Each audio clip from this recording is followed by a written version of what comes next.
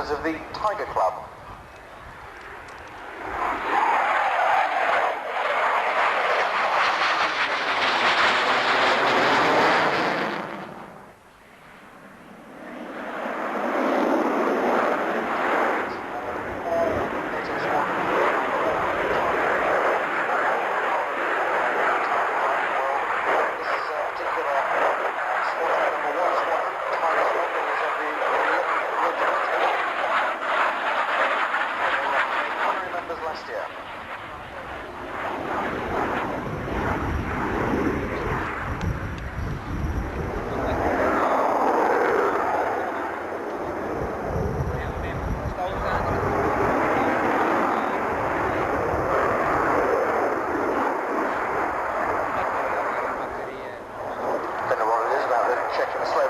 But he's also sponsored by the local brewery from Prague.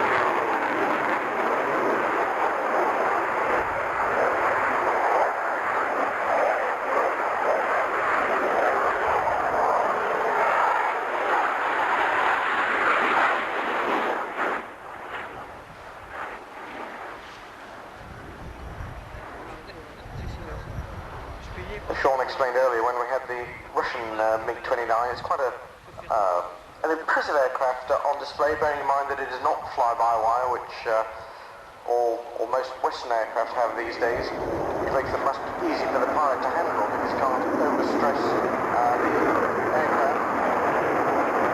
Very powerful engines though, say 20,000 pounds plus from each of these Timensky engines, compared with only 24,000 from the single engine of the F-16.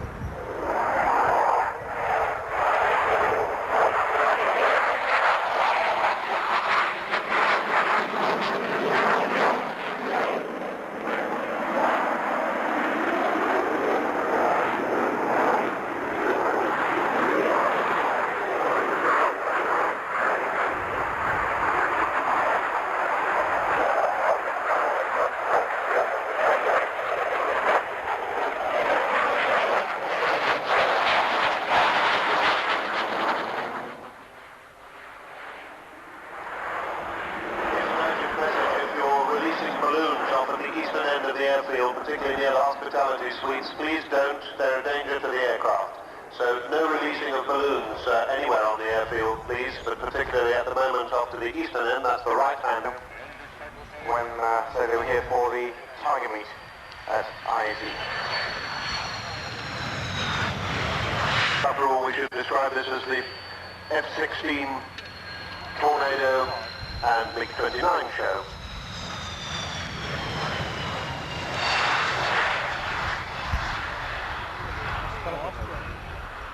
Good afternoon, ladies and gentlemen. Ladies and gentlemen, area explating the Sky Bazaars, but in fact, this is going to be slightly different. Just coming off the end of the runway to your right, you'll see 4 MiG-21s, one well clear forward of the others. That actually is the solo display. The 3 behind, starts green on the nose.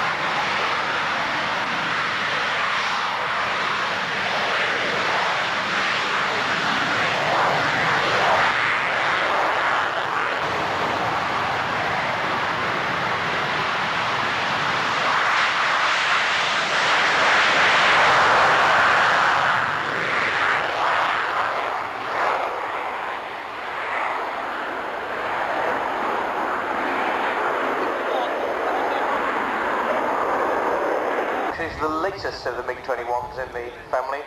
It's what NATO would codename it as a fishbed N.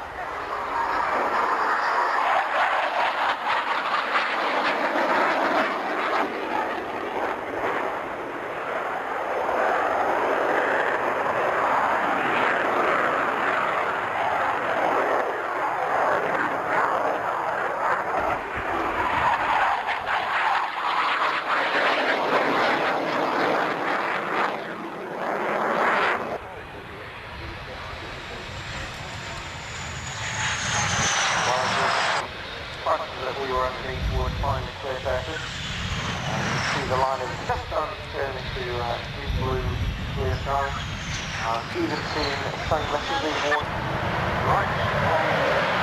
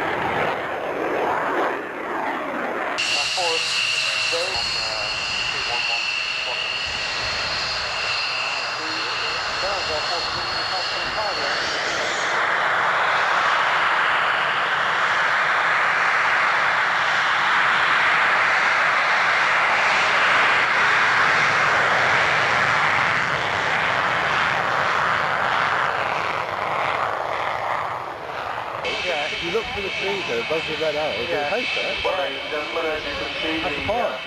hunters of the factory police are waiting on the end of the runway. So let us hand you over without further ado to Lieutenant Aldo Vicky of the factory police. Aldo, thank you very much.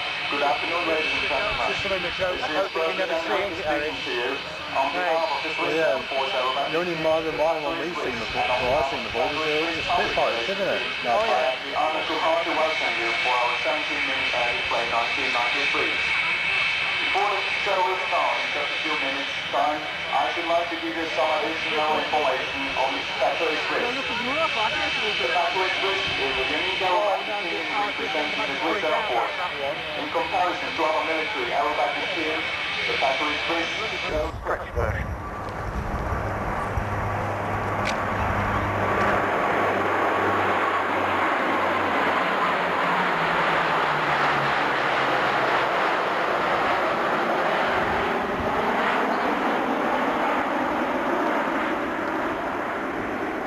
Because he would, he flies these things.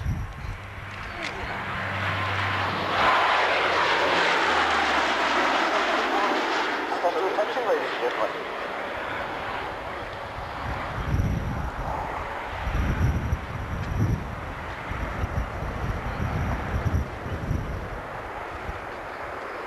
So, what we're looking for, first off, is a tight low-level circuit. And a tactical landing at fairly reduced airspeed, just a few knots above the stalling speed of the aircraft. Tactical landing means he's going to stop as quickly as he can.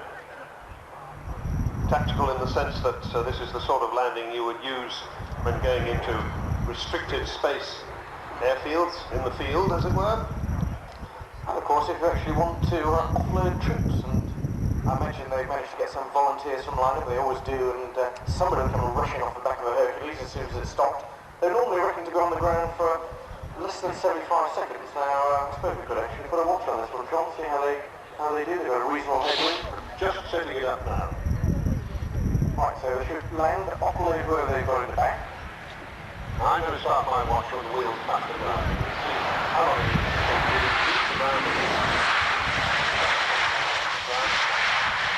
Watch this one.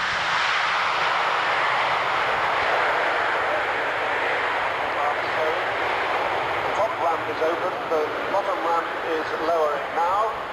It's down to the horizontal position. He's stopped, the ramp goes down to ground level. People run down the ramp and kick the little extra ramps down.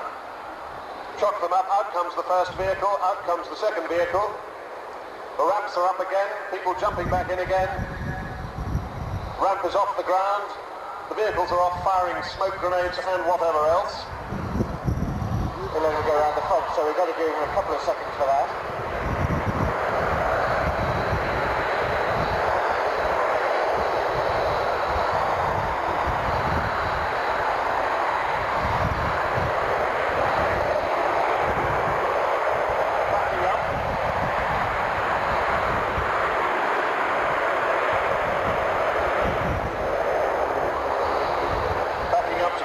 More room to take off.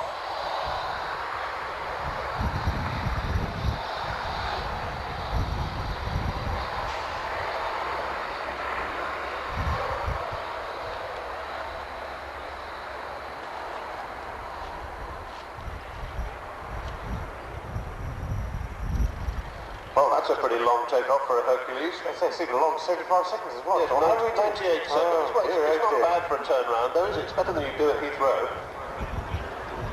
Still, he did sort of trundle down the runway a bit. I think he was doing it just to Stop in front of the VI. Yeah, that's all the good sort of stuff, yes. Steep climb out, though, especially designed for avoiding obstructions.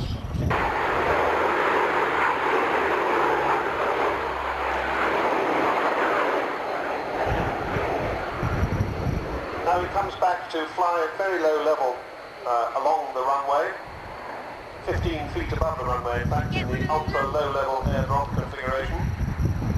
This is the kind of height at which they'd be dropping famine supplies. They drop palletized loads of grain, food and that sort of thing out of the back of the aircraft without parachutes. Surprisingly, they get away with very little damage. But it requires very accurate flying from the crews.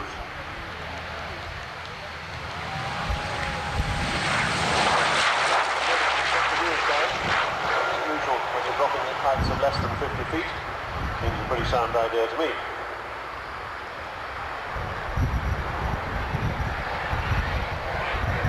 Up, etc. Speeding up, you can hear the engines winding up.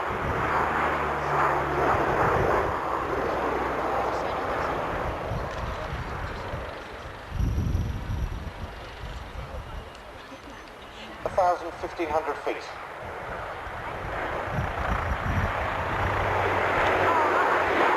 So this one's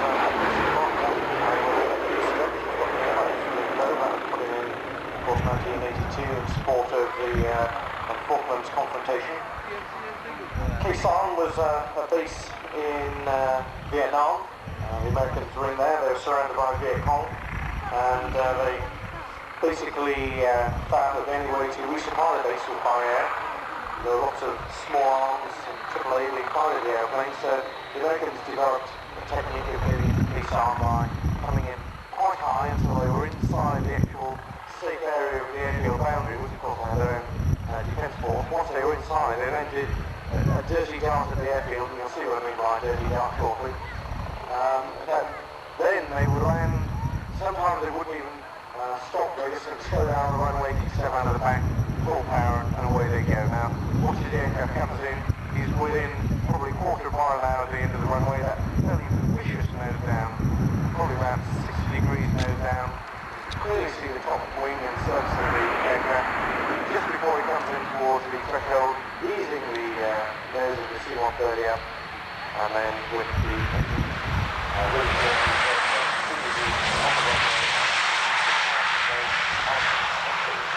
stop the aircraft in a fairly short time.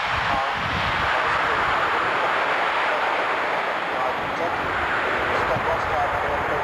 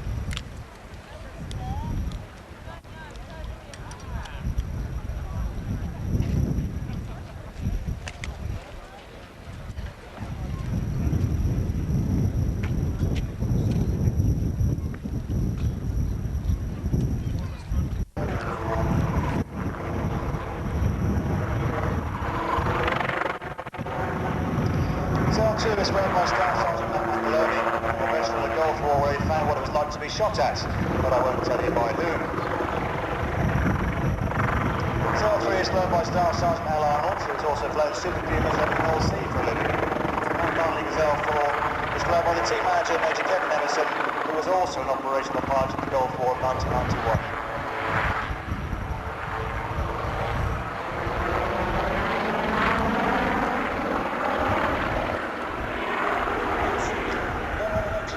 As the Gazelles begin their running for the break, let me leave you for a moment to enjoy our unique kind of magic.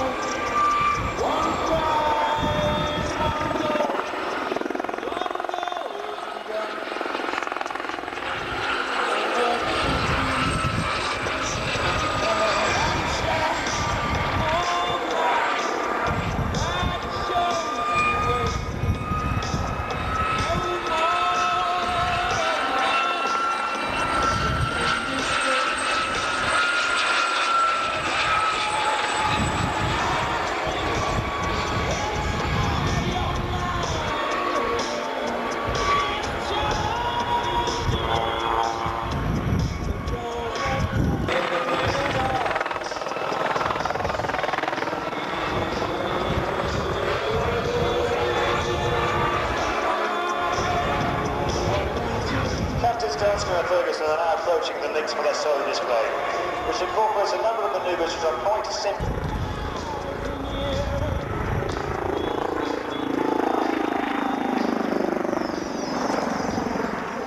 And your camera is ready for what is, in my opinion, the most attractive manoeuvre in the display, the eagle roll, where the links is rolled and back to perform a spectacular yet graceful change of direction.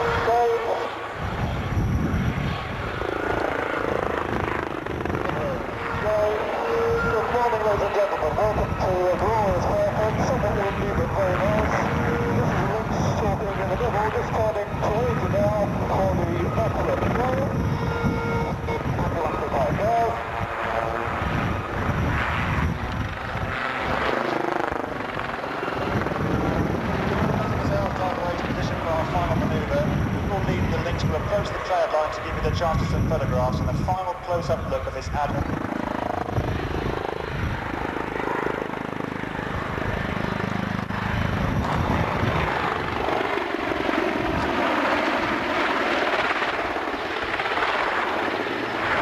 Now as he comes to face us, we'll be able to hear from the people on board the aircraft.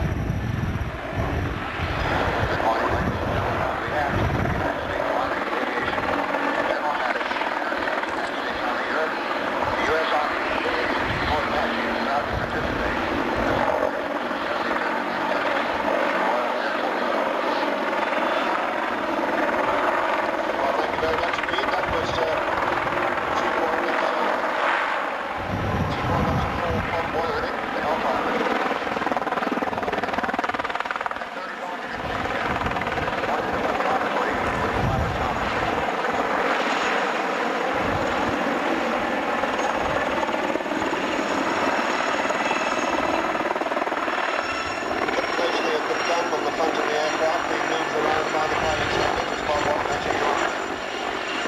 Thank you very much indeed for that contribution. So the Chief Warrant Officer Bob Watley from the headquarters of the US Army in Europe, and his pilot is Master Warrant Officer Lance Mather.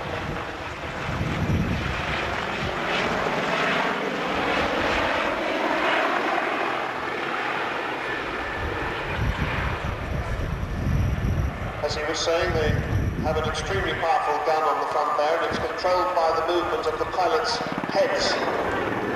So the marvelous system called IHABS, the Integrated Helmet and Display Sight System.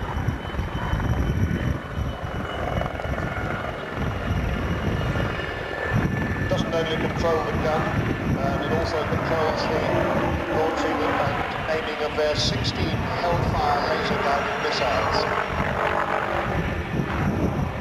See some of those on the racks at the side of the aircraft. Spiralling up to 2,000 feet. When he gets to the top, just watch what he does. Turn virtually upside down. And this is an aircraft that can weigh up to 21,000 pounds. 10 tons of aircraft. Not supposed to be able to do these kind of manoeuvres with helicopters, although we have, I have to admit, seen it done with the Lynx earlier today. This is quite a lot bigger than the Lynx.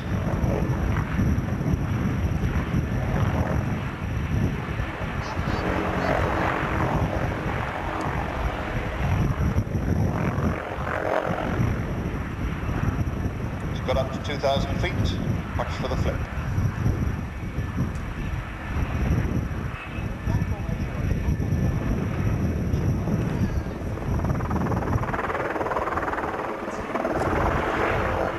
There he goes. Looked completely upside down to me, I don't know if I'm lying inside.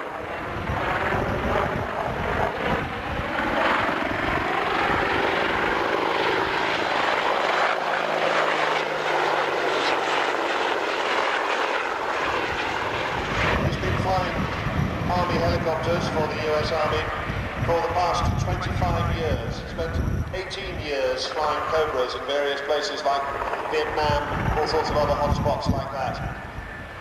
He says that despite all of his experiences, this is undoubtedly the best helicopter he's flown. As I said earlier, he described it as an awesome helicopter. And he says the great thing about the Apache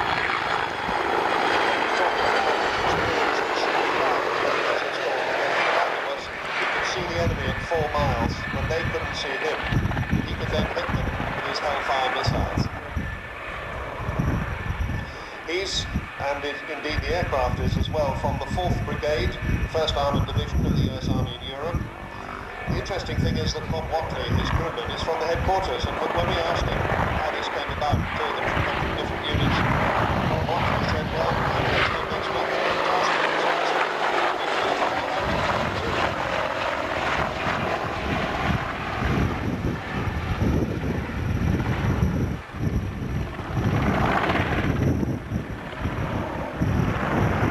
The two of them are sitting in tandem. The pilot is actually the one sitting behind, and the weapons operator, navigator, sits in front, lower down below the pilot. And they both of them are qualified pilots, and indeed the aircraft can be flown from both positions.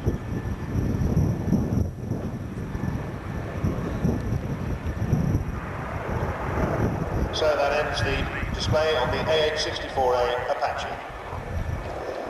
Ladies and gentlemen, obviously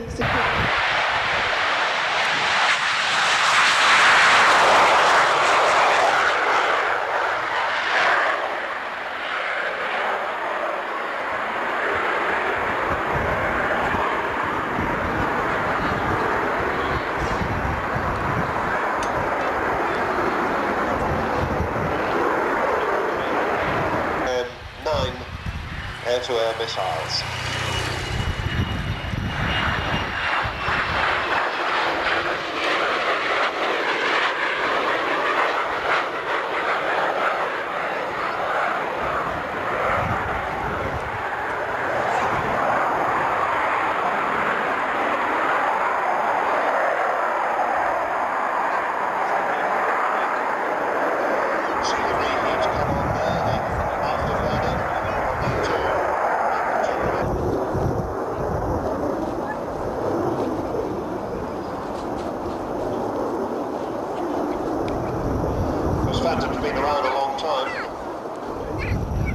first flew in 1958.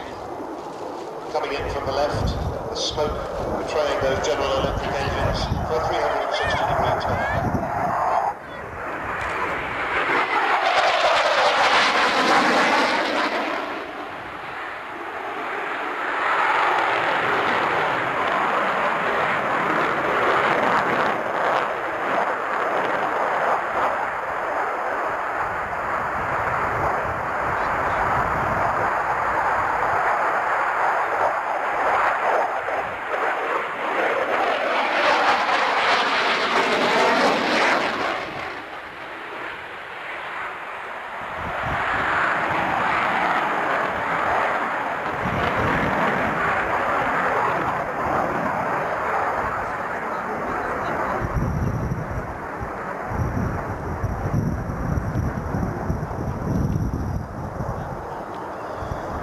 So as I was suggesting earlier, the Phantom was originally designed as a carrier-based aircraft, which is why it has that tail hook. But it's been used for just about every other role in the fast jet world. The German Air Force also has a reconnaissance version, the RF-4 sets, and destroy them. Stand by your ears.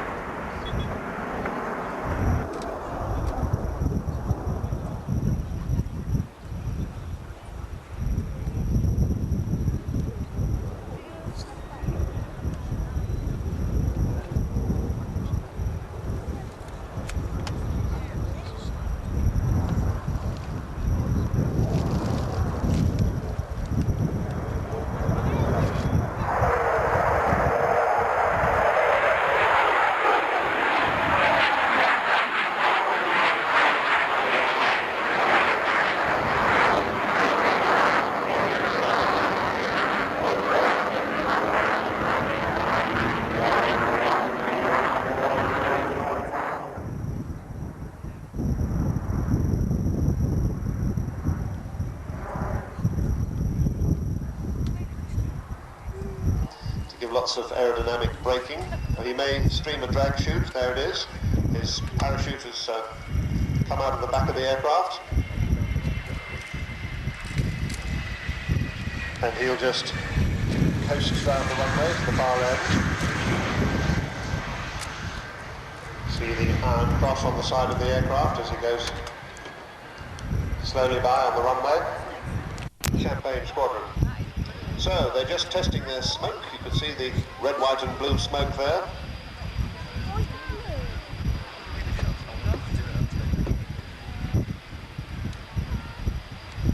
They progressed from F-84s to the Ouragan, then the Mystère 4, and then the Fouga Magister, the little butterfly-tailed aircraft. Nowadays they fly the Alpha Jet. As I was mentioning earlier, the Alpha Jet, when we saw it in the hands of the Belgian Air Force, is a strong contender for the international competition for advanced trainers, and it's directly comparable to our own Hawk. We shall naturally get the chance to see them. Anyway, the Patrouille de France are rolling down the runway.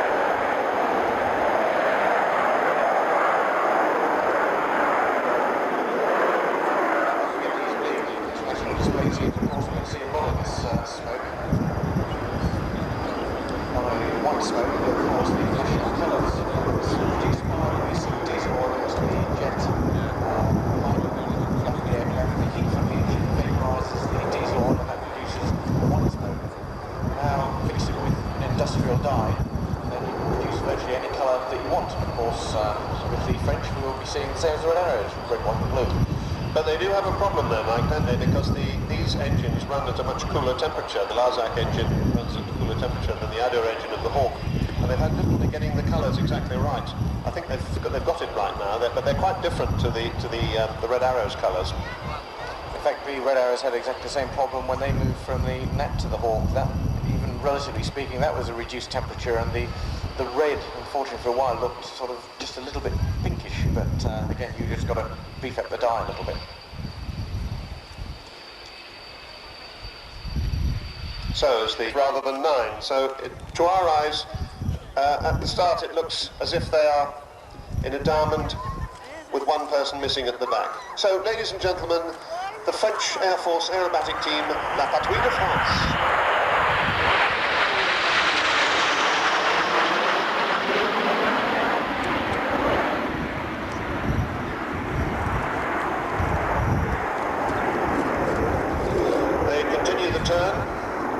And they've changed now. You'll see lots of formation changes in this show. They changed to canard formation, and in fact I think they'll change again as they come round to the end of that turn. Lovely picture there against the still darkling clouds. Where's Peter Cockcroft? He's still there? No, it's not going to rain yet, he assures me. No.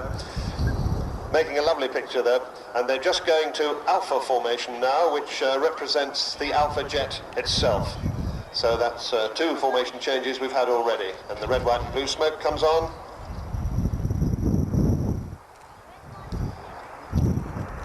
The French national colours, le tricolore.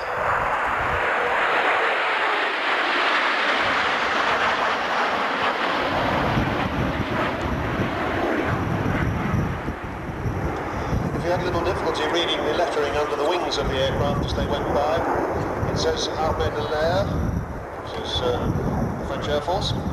They are, of course, all French Air Force pilots. They're all volunteers, long list of volunteers to join the team, and they each come from an operational fighter squadron. In fact, 2 of them, Captain Kurtz and Shisha and Lieutenant Perret, all participated in Operation Desert Storm. I think they're now in arrowhead formation. Good opportunity for a photograph this against the sky background. Look for the Armée de l'Air on the bottom of the wings.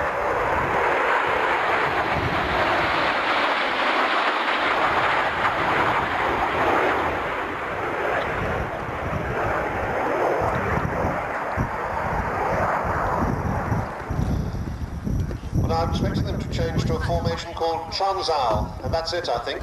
You see a rather square formation with 2 wings. The Transal is the sort of 2-engined Hercules that the French use as their support aircraft for the team. So the Transal, which stands for Transporter Alliance. And hopefully, Sean, for the first time they're actually going to get the aircraft upside down, because if all goes to plan, this will be for a barrel roll from right to left. As you may have gathered, this is their low show, no vertical manoeuvres. They're now into arrow formation.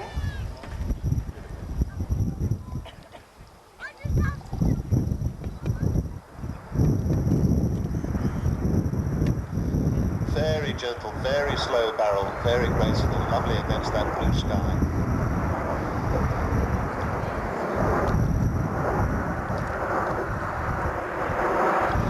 Okay, changing now to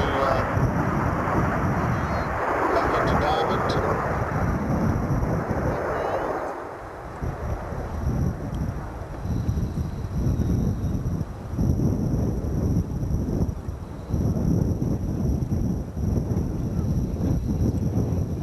Still in their diamond formation, out crossing that little patch of blue sky there.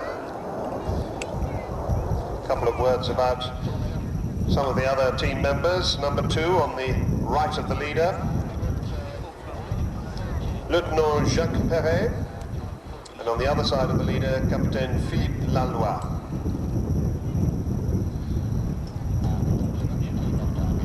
The man immediately behind the leader, Captain William Kurtz. He was the other guy who'd been in Desert Storm.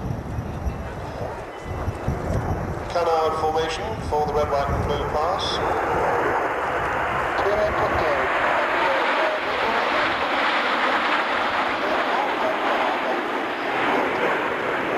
As you heard him say there, en Concorde. They're going to their Concorde formation shape. As we watch the 2 men on the outside tips drop back to form quite a good Concorde shape there. they describe, well, we normally think of the Concorde as an Anglo-French cooperative product, but the French, of course, describe it as a Franco-British piece of cooperation.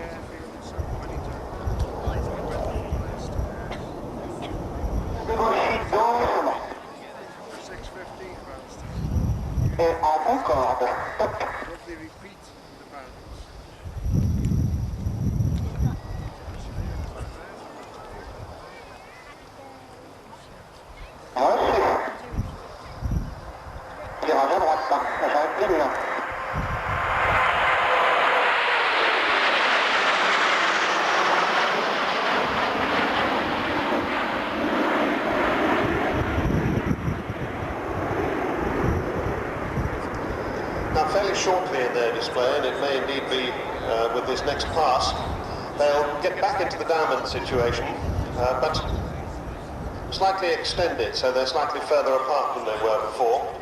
And as they come past us, they'll perform simultaneous rolls.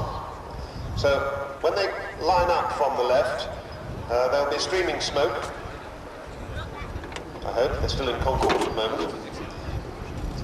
So when they're in the diamond formation, and you see the smoke come on, you just wait for it to go off, and then they'll all do their individual rolls.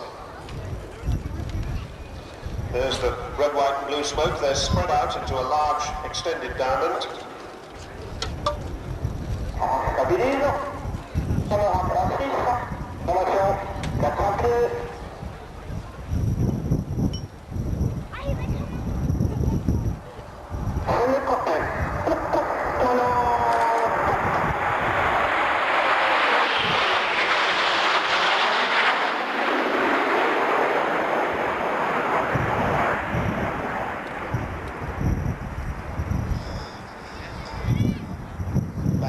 Formation with the white smoke only now. They're going to pull round to the far side of the airfield, head back towards us for what they call a horizontal bomb burst. So this should be a good photo opportunity.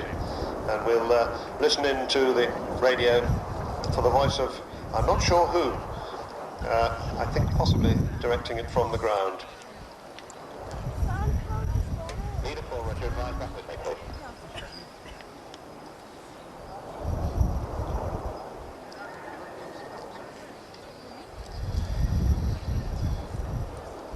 Athos 5, the exterior left wingman, Captain Daniel Manzo. Athos 6, the right wingman,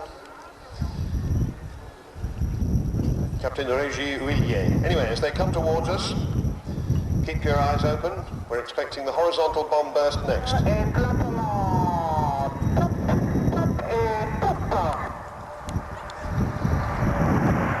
Let's see how close to the middle we can get their crossover point.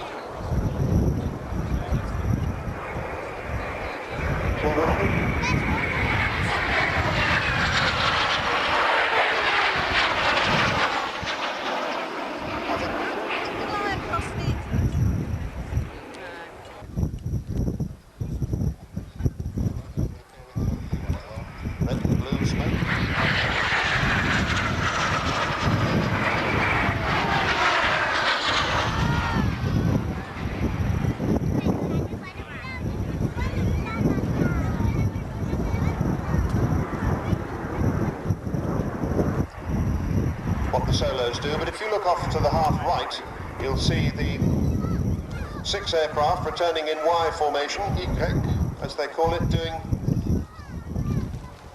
sort of rollbacks they were, but they're coming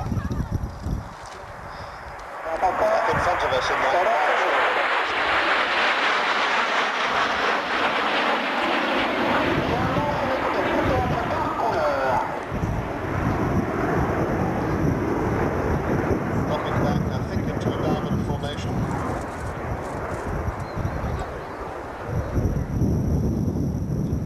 That's their Diamond 6.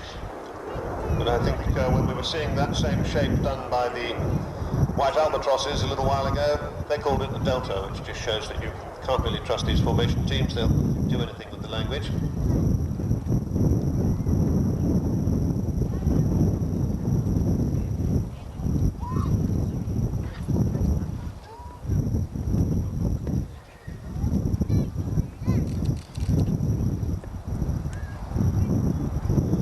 if you look out to your left now, ladies and gentlemen, the two solos as the main team come past from the right.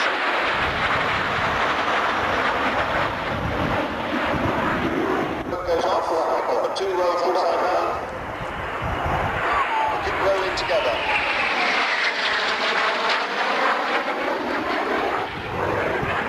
Very delicate manoeuvring. That's the flip-flop. And from the left, the main for the 6 down.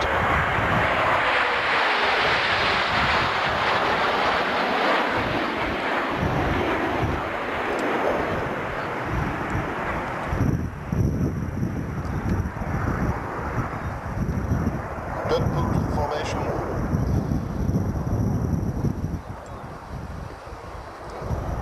I think that's a sort of double delta formation. It's quite similar to what the white albatrosses were flying, and as they fly in this 360-degree turn, I expect to see them change to box formation.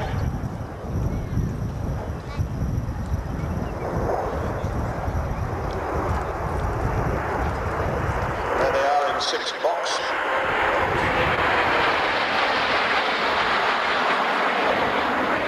And if you look straight ahead in the distance, you will see the 2 solos. Le Big Bang, n'est-ce pas? Et on peut parcourir sur le 36. Couleur sur le 36.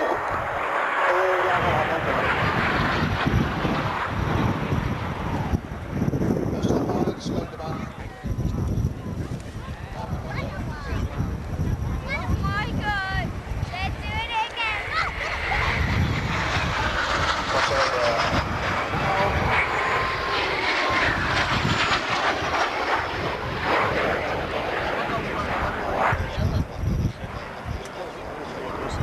I see the main formations flying the tricolor off to the right.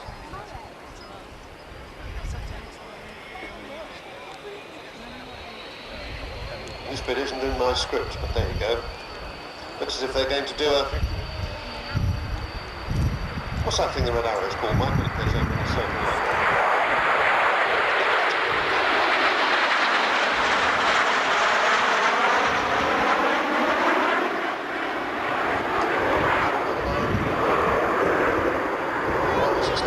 So perhaps I couldn't do that.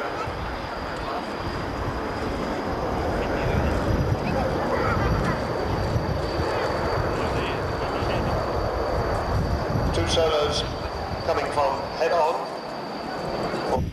I'm going to chance my arm here. I'm going to suggest that these are going to do a split, a break, and get their wheels down and come back in front of us for a head-on pass with the wheels down. Anyone fly any money? About sort of 300, 400 miles an hour. That's the closing speed. Yeah, yeah.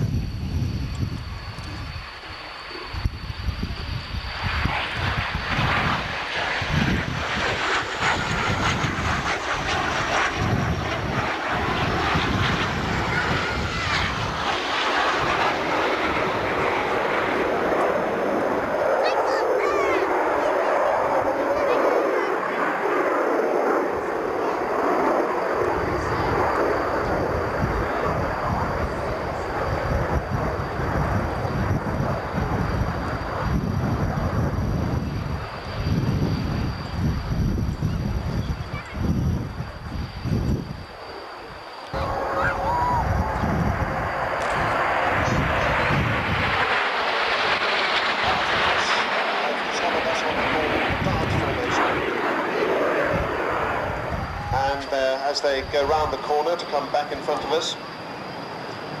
That formation, I think, is flechette. I would have called it perhaps a cross. Cross of Lorraine, maybe, even.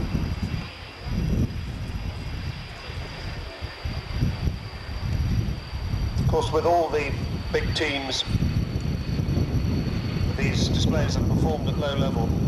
Strictest attention to detail throughout. Lots of the manoeuvres, all of the manoeuvres are first studied on the ground and then refined before they're ever flown.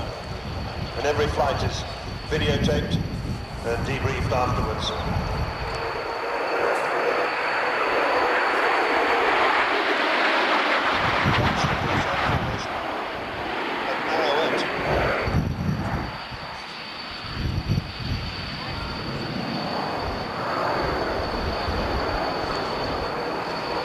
watch the two straight.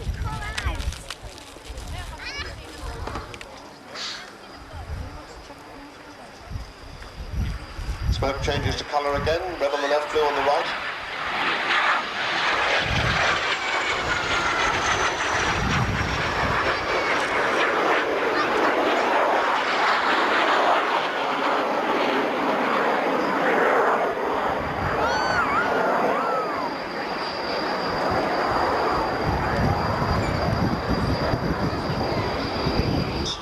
Barrel roll and rejoins immediately.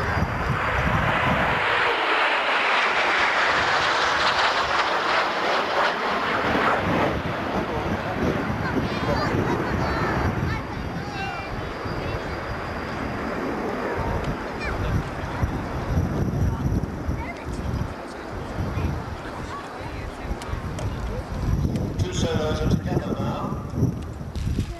One of the things that the Alpha Jet does that the Hawk doesn't do quite so well is that it's able to find very close formation one behind the other. This is to do with the two engines not creating quite such a wake as the single engine of the Hawk. So they're able to position themselves one behind the other and immediately underneath.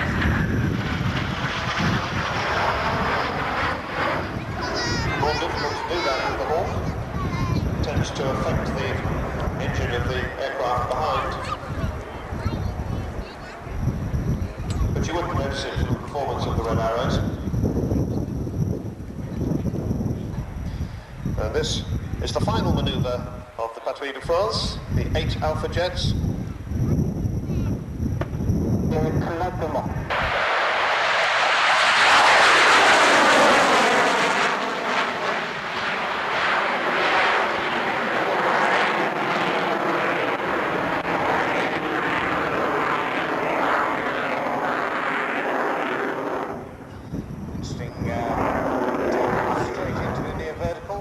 And an aircraft manoeuvre that's now synonymous with the MiG-29, and that sort of hammerhead or stall.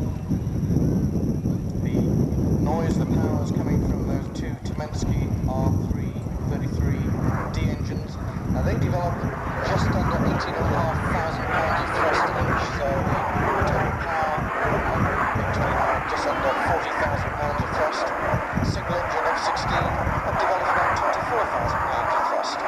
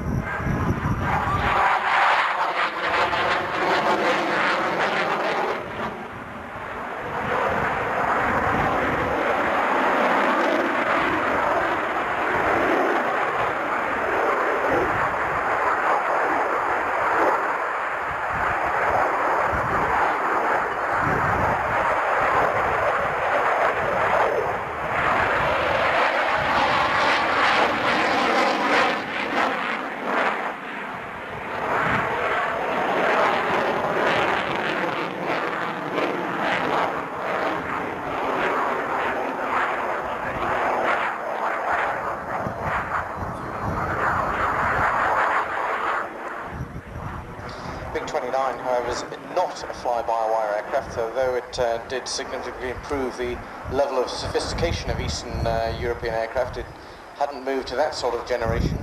The Su-27 Flanker is, however, fly-by-wire, and later marks of aircraft being developed from the MiG-29, MiG-29M for instance, they are at the moment planning that those aircraft will be fly-by-wire, but this is just a straight manually controlled, tremendous amount of G being pulled by the pilot, but it hasn't got the sophisticated computers or electronics that its Western equivalent, such as the F-16, F-15 or the F-18 has.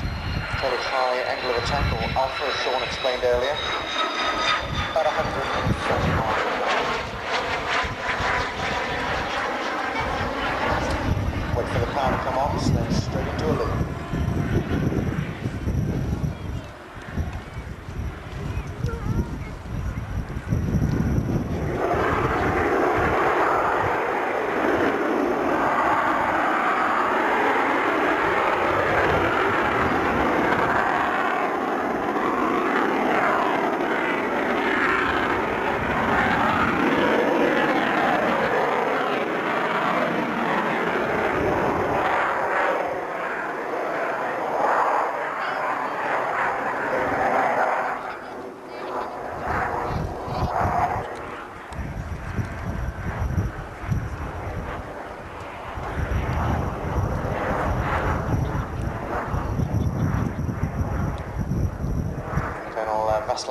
Now bringing the Czech MiG-29 in from the right for his final landing, along with the Swiss, I might add, honorary members.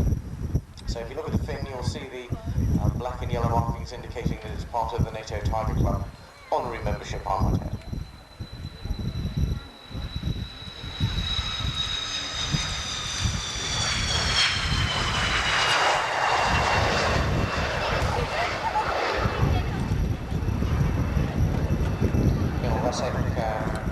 Joined his local parachute club when he was 14, then joined the Czech Air Force as an engineer after being with the solo display. We'll tell you about the other three a little bit later.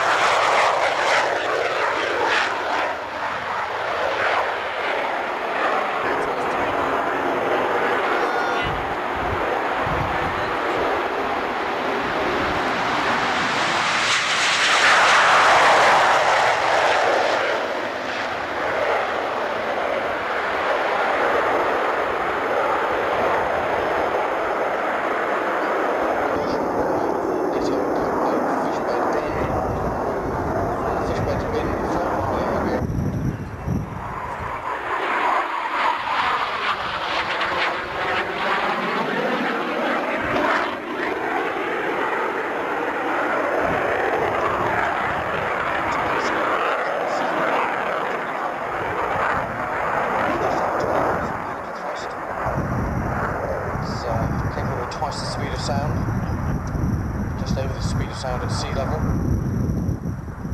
Can carry out virtually all roles, either air defence, ground attack or reconnaissance. It's got an internal 23mm gun and would normally be armed with, put it politely, so there's yesterday's generation of missiles, because really this aircraft equates to the Hunter or the F-104, the Star Hunter. That's the sort of generation that this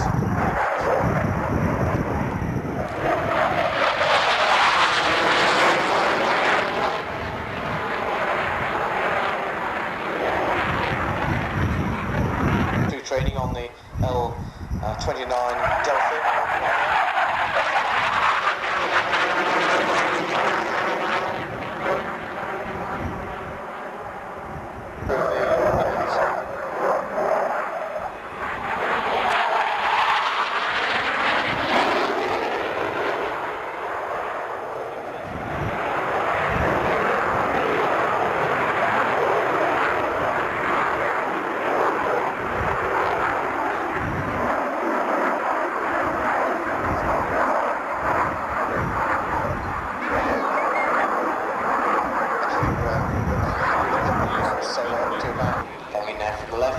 Probably around about 500 miles an hour. indicating that he's completed his part of the display. And look out to the right. This one is seen as different colour schemes. You can see some. The one on the left is sort of the deep yellow picture aircraft. He, for today, is the bad guy, and I'll explain what he's going to be getting up to. The other two aircraft, the ones that are just turning to the right at the moment, they're the good guys, and Uncle Sean will explain what they're going to be getting up to. They flew past it about there. Not only on the nose of the aircraft, Mike, on the nose of the tank underneath and the missiles as well. So from that we can gather that he's not going to be particularly friendly. In fact, He's the guy in the black hat, basically. Right.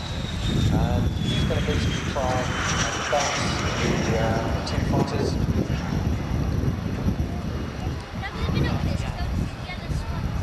So first, simulating attack.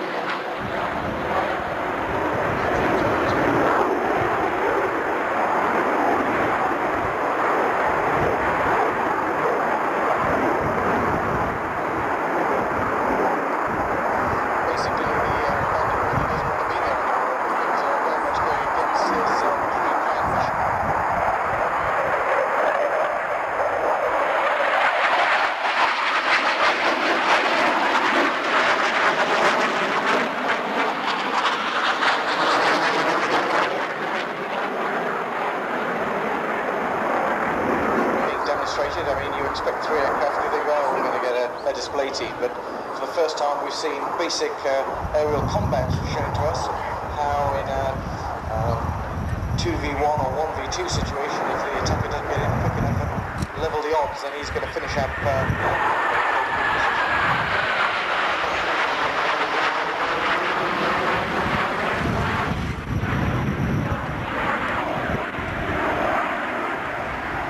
themselves back into their 3 formation. So we've discussed the leader, the wingman, Angel 2, Major Joseph Koromi. Anniversary of the Royal Air Force, and it's very appropriate. We should have all these international teams, especially the Czechs, the Slovaks. Have really come into prominence since the dissolution of the communist empires. The MiG-21 was always the sort of the smoke building up at the back, a variable sweep back wing. This aircraft has variable geometry in the proper phrase. His wings will be probably fully forward for takeoff and 16 degrees of sweep back. And there he goes now. Squadron leader Dave Coote driving it. Squadron leader Richard Owen is the navigator. Let's watch the outline.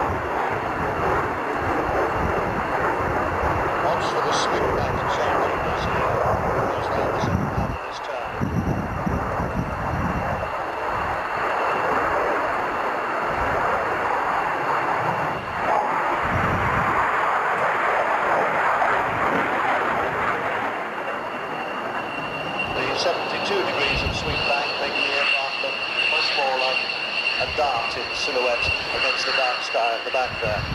I'm looking for a high-speed fly past when he comes in from the left this time.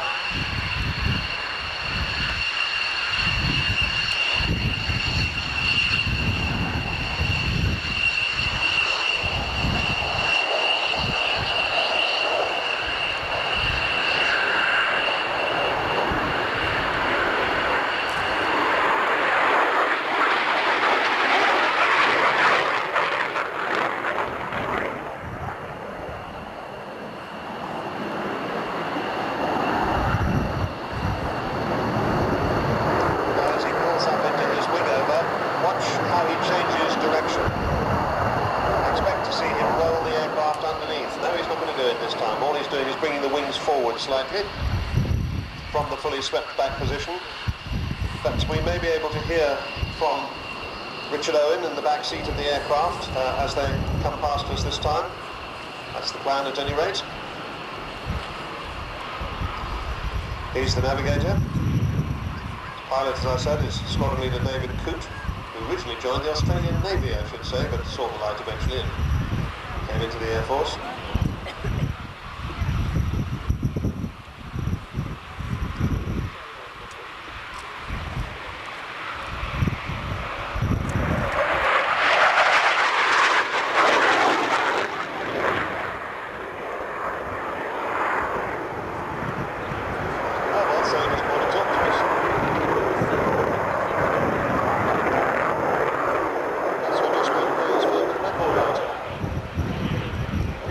Yesterday.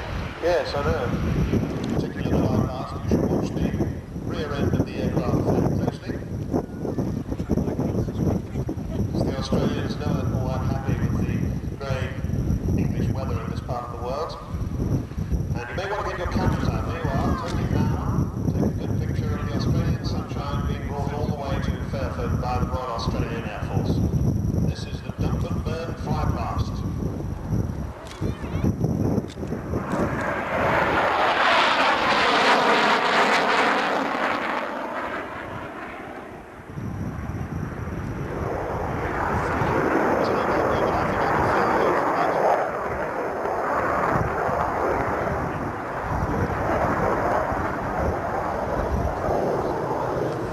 It's a very simple trick really, but somehow only the Australians do it. The F-111 has a fuel dump valve right between run-in, pitch up, brake as we would say here, and turn downwind to land.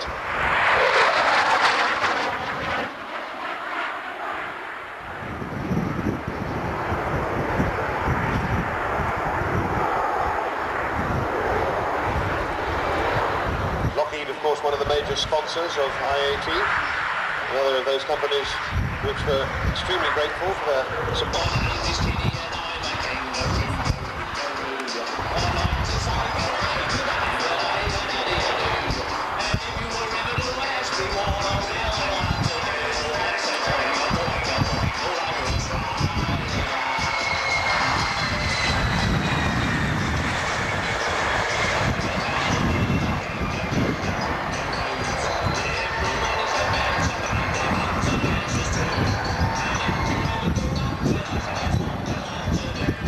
£5,000 of static thrust in reheat. I'm sure we'll see Major Mark Bongartz use the reheat because he takes off and goes straight into a loop.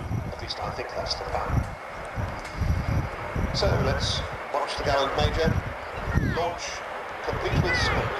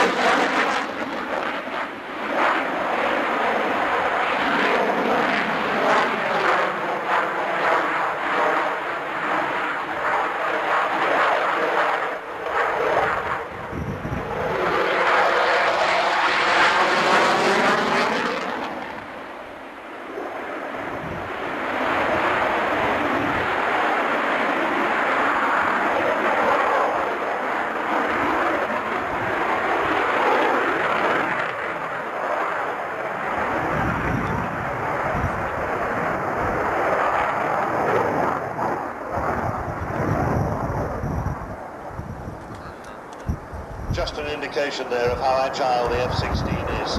Interesting to watch how the smoke trails off those smoke winders, they're called, because they look like sidewinders, but they're actually smoke generators on his wingtips when he's really pulling hard. See him going almost vertically up from the trailing edge of the wing.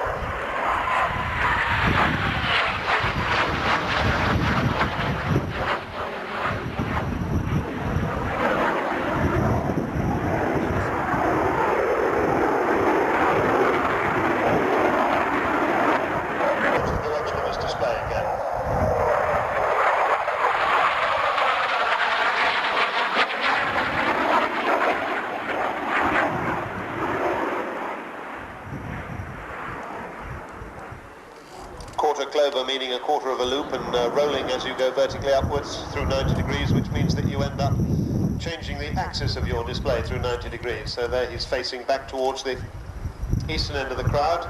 But see how that smoke comes up off the back edge, shows how the aircraft is really pulling, using all the aerodynamic forces to execute that really tight turn into a slow speed. We were talking about high alpha earlier. This is a very high alpha, high angle of attack, steep nose up attitude. You can see where the airflow is coming from, or the smoke.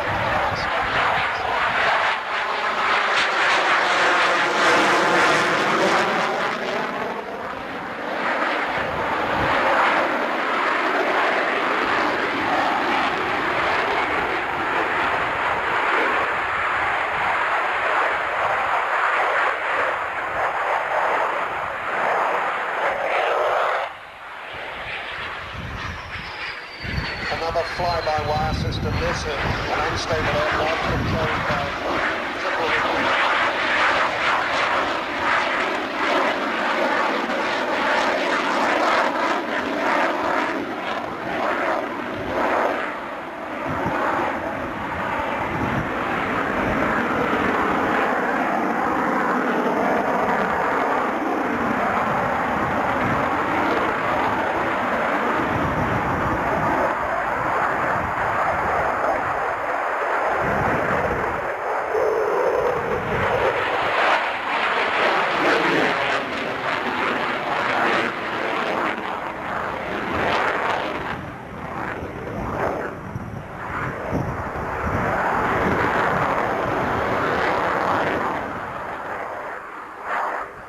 I think that's it for Captain Mongarts, that lovely rolling departure, a splendid example of the agility.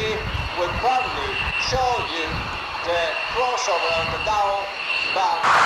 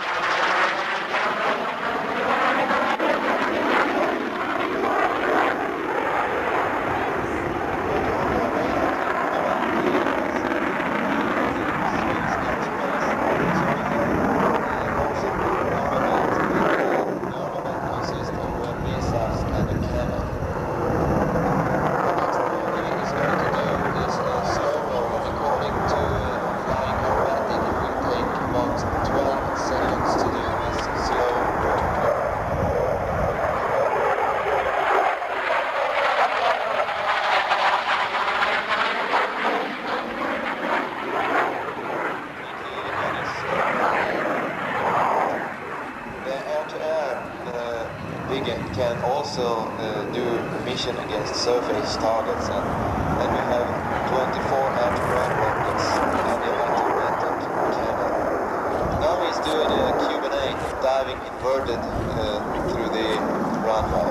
And direct after this he will do a looping, an ordinary looping, and on the top of the looping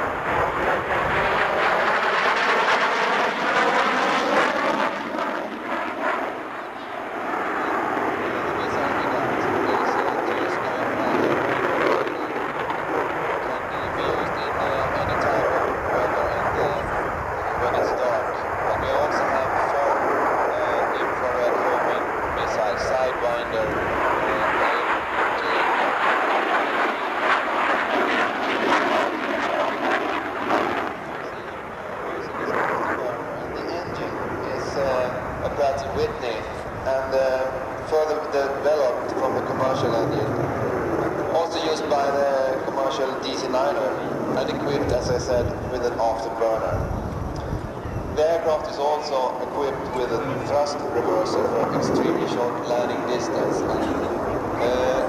After this flying past with high speed, he will demonstrate a short landing.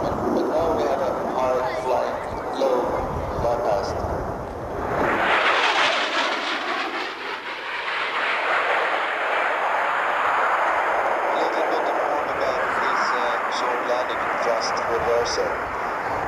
That is necessary since Swedish air base philosophy is built on dispersion to a large number of air bases with approximately 1,000 meters length. Landing or takeoff can be accomplished in approximately 500 meters distance, and you simply fly right into the runway, and when the nose wheel touches the runway, there are 3 doors in the back of the exhaust who block the exhaust. The exhaust is then thrown forward through an ejector air intake and braking the aircraft. So now he just have to fly into the runway and get full throttle forward and brake the aircraft at 500 meters. It's rather high angle of attack while he's doing this type of landing, but the view in the cockpit is still very good to do this type of landing.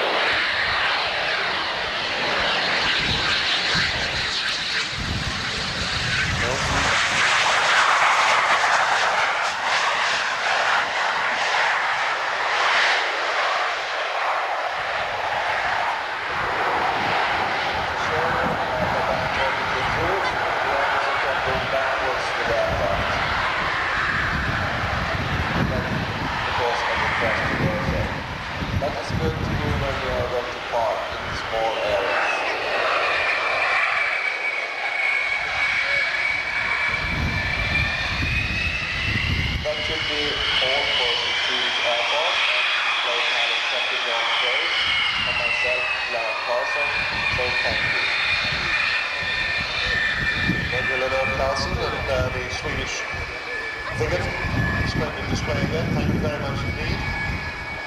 It's a pleasure to see the frigate here at I-18. By the control tower, they're Ben, who's 7, and his cousin Richard Lewis. We don't have Ben's surname, so if you've lost Ben and Richard Lewis, could you please collect them from the WRBS tent, which is behind the air traffic control tower.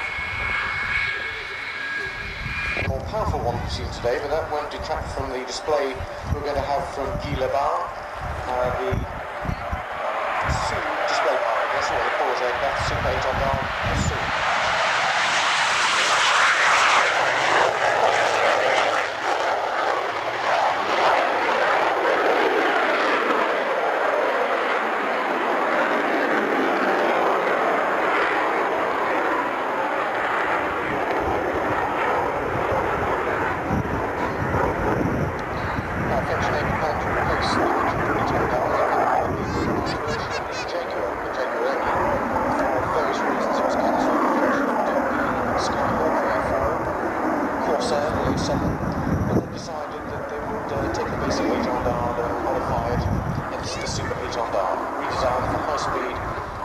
better engine, new inertial navigation system, and a new radar. This was the end product.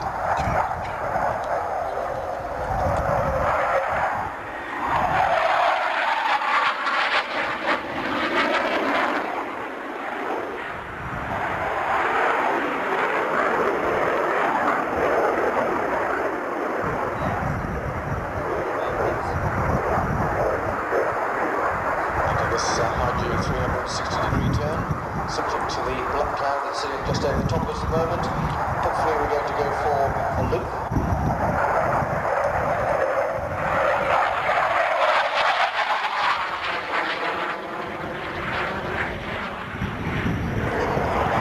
He gets that just swing round into the clear area or to the right. The Sue's capable of in-flight refuelling. Essential, of course, for a carrier-based aircraft. There are problems with the carrier and you've got aircraft airborne, you need to be able to in-flight refuel them while you solve the problem on the deck. That means, of course, not only is in-flight refuelable from the French tankers, but also buddy-buddy, which would be another Super 8 on guard carrying an in-flight refueling prod under the centre line.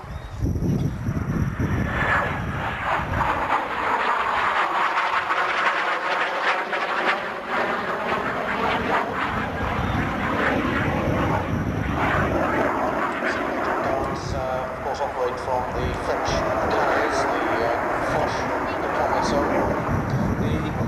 The Super 8 Armada is going to be further modernised.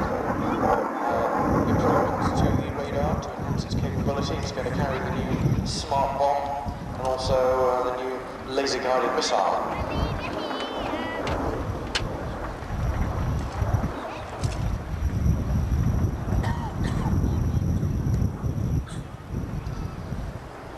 Gentle slow roll there from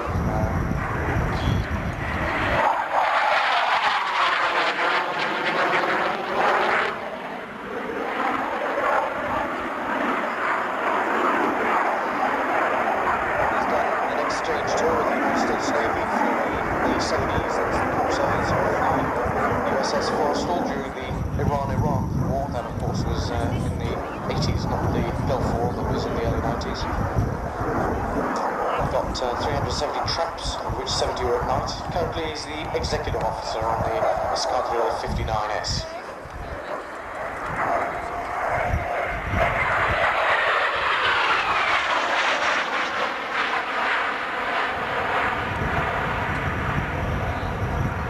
As well as new weapon systems that the Super 8 Armada will be able to carry. It also carries the Magic missile. That's an infrared air-to-air missile. It can carry bombs, rockets. It's got a 30mm gun, and of course it can also carry the Exocet anti-ship missile.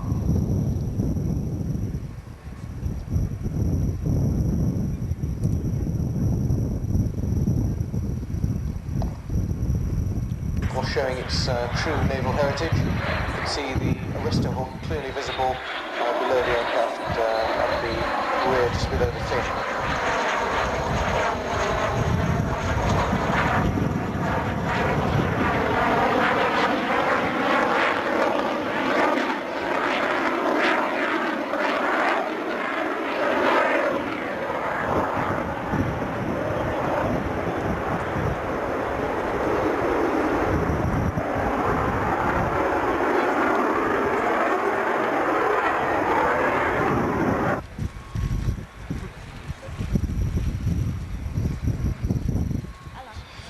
Indeed, as Mike was saying, the incident yesterday did prove at least one thing after the two lengthy crash. The emergency services were on the scene extremely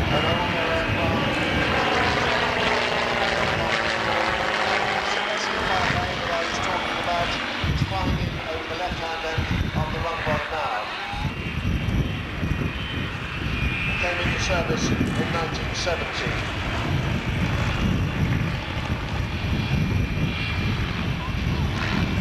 By the end of the First World War, 5,205 SE-5As had been delivered to 24 British, 1 Australian and 2 US squadrons.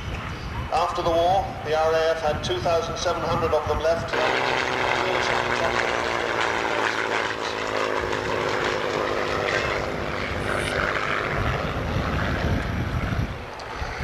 Now, the So as I say, we're very lucky to see it today, flown by George Ellis. First, Avro 504 flew in 1913.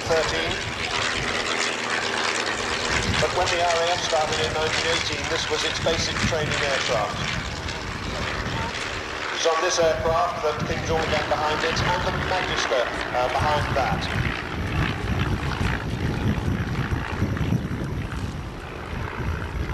That particular Avro, talk about the Magister, Ben. That's the little low-wing monoplane that we've got there. 20 years after the first World War, the services slumped. Amenity in the aircraft. A spot of wobbling about at the tail, so they're straightened it out with those little finlets on the tailplane. Thought people ought to know that.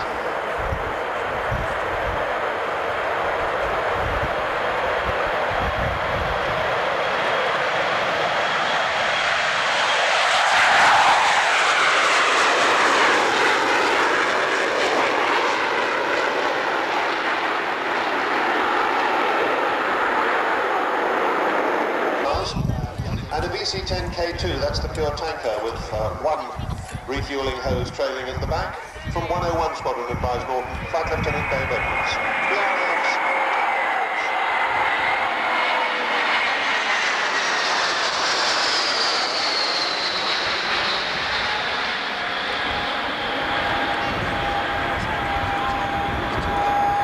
coming in behind, or more of it later.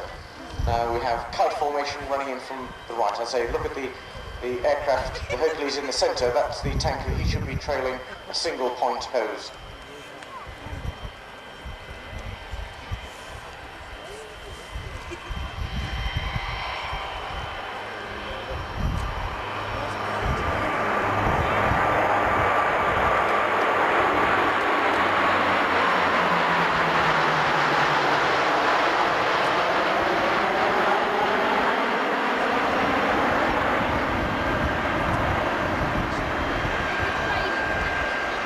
still doing so at the moment. Falklands War, Ethiopian famine relief, the Gulf conflict, Somalian and Bosnian operations currently going on. Aircraft highly versatile, capable of many roles. They're going to demonstrate some of them here. First of all, its ability to land and take off from short strips. Apart from the Harrier, that meant that the Hercules was the only RAF aircraft able to operate from the bomb-damaged runway at Port Stanley, of which there was only 4,000 foot left in the Falkland Islands. Powerful brakes, strong, rugged construction, built with big nuts and bolts, I guess they mean, and reverse thrust. Those are the sort of things that allow it to operate from rough sand or grass strips. Squadron leader Nigel Watson from 57 Reserve Squadron at RAF Lynham is flying the aircraft today. 14 years and 6,500 hours of Hercules flying. Behind it. An awful lot. So anyway, after a tight low-level circuit, he's on short finals, making a tactical landing at reduced airspeed, just a few knots above stalling speed. Then he's going to stop as quickly as possible, aiming to spend less than 75 seconds on the ground. We're starting the watches now. Bringing the aircraft to a halt.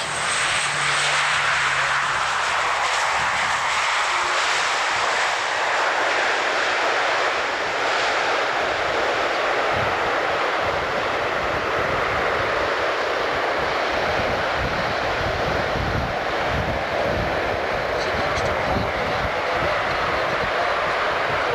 you may be able to see it. There's the ramp going down to it, almost touches the ground. People push the tow ramps down. One on either side, out comes one vehicle, out comes another. The troops are off in their Land Rovers, the tow ramps are folded back onto the main ramp, which comes up to the horizontal position. The aircraft then backs up to give itself more space to take off. Remember, this is not far from Land Rover at all. This is a short tactical strip. There go the chaps in the Land Rovers, firing off smoke, who knows what else.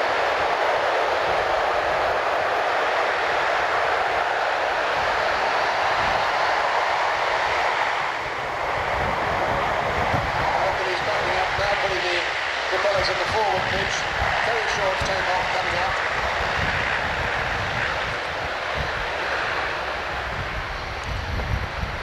rapidly followed by a steep climb out to avoid the mountains that you can see there at the end of the runway, and of course the surrounding small arms fire from villages like Marston Maisie, places like that. I think he's avoiding the dwarf of the locals. 2 seconds longer than yesterday, Sean. Oh. So how long was he on the ground after that? 92 seconds. 92 seconds, a bit more than 75. 75, yes.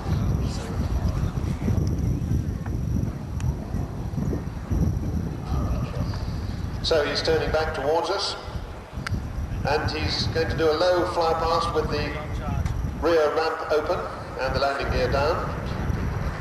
So you'll be able to see up inside the back of the aircraft as he turns away.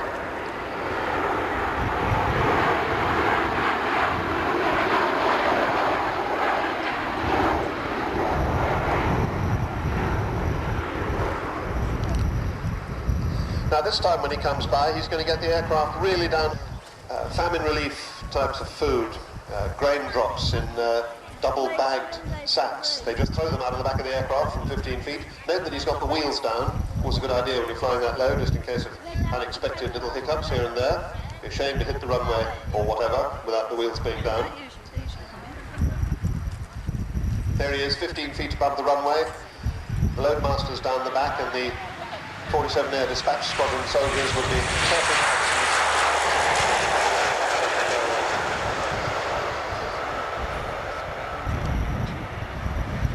Leave your glass of champagne on the flat deck combing without any trouble at all.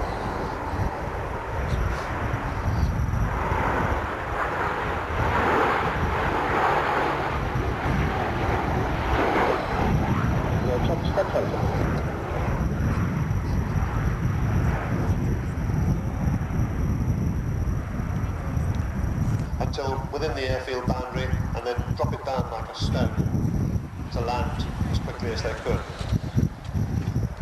So they're pitched down any minute now. There goes the pitch down, 70 degrees down. They're also having to adopt this technique at the moment at Sarajevo, former Yugoslavia. Pulling out just in time to touch the runway in a comparatively gentle fashion.